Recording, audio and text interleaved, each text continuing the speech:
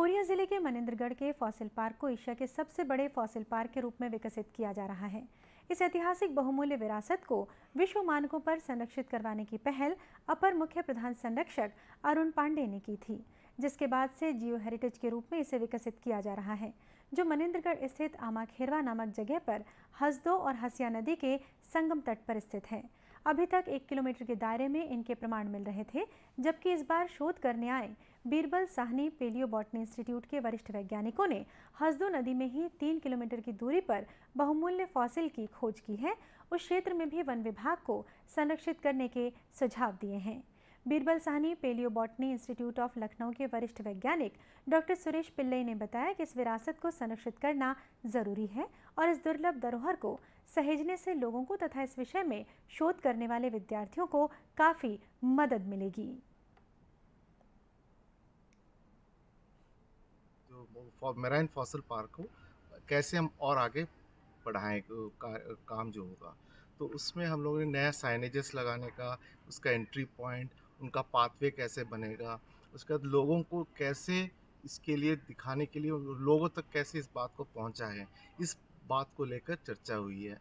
क्योंकि यहाँ के मनिंद्रगढ़ के बहुत से लोगों को इसके बारे में कोई पता नहीं है। तो इस सिलसिले में हम लोग का मीटिंग डीएफओ साहब से हुआ, एक प्रेजेंटेशन दिया गया है डीएफओ साहब को इस सिलसिले में। उसके बाद हम लोग इसको आगे और बढ़ाने की सोच रहे हैं।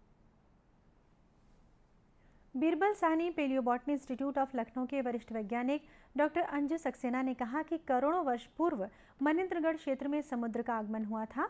समुद्र वापस जाने के दरमियान समुद्री जीवों के जीवाश्म के रूप में अवशेष रह गए, जो आज फॉसिल के रूप में मिले हैं।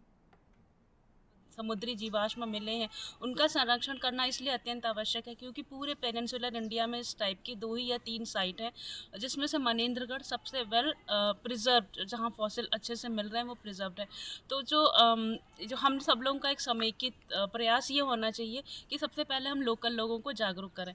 तो वो इस संदर्भ में हम लोगों ने डीएफओ साहब को सुझाव दिया कि ये जो मरीन फॉसिल पार्क है, अगर आप इसको समुद्री जीवाश्म पार्क लिखेंगे तो आपके जो लोकल है, जो आम जनमानस है, शायद वो समझ पाएगा। क्योंकि जब हम लोगों ने अभी आपस में यहाँ आसपास के लोगों से बात की है तो किसी को कोई आइडिया नहीं है कि मनिंद्रगढ़ में ऐसा भी कुछ है।